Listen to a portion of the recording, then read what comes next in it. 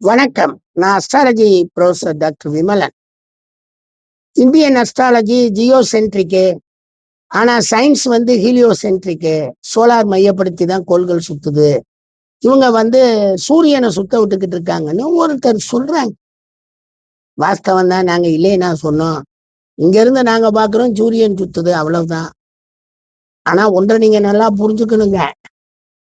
ஹீலியோசென்ட்ரிக்கும் இந்த ஜியோசென்ட்ரிக்கும் ஒரே planetary position தான்.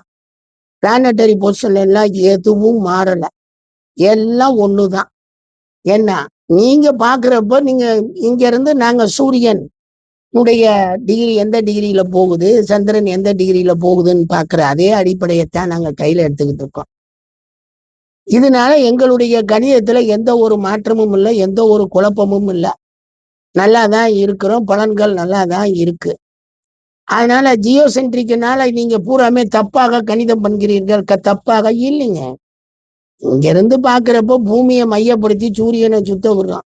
ஆக்சுவலா நீங்க போய் பாத்தீங்கன்னா சூரியனுக்கும் பூமிக்கும் சம்பந்தம் என்னன்னா, சூரியன் நின்றீங்கன்னா நாங்க சூரியனுக்கு கொடுத்த டிகிரியை தான் பூமிக்கு கொடுத்துருப்போம். பூமிக்கு கொடுத்து பார்ப்பீங்க.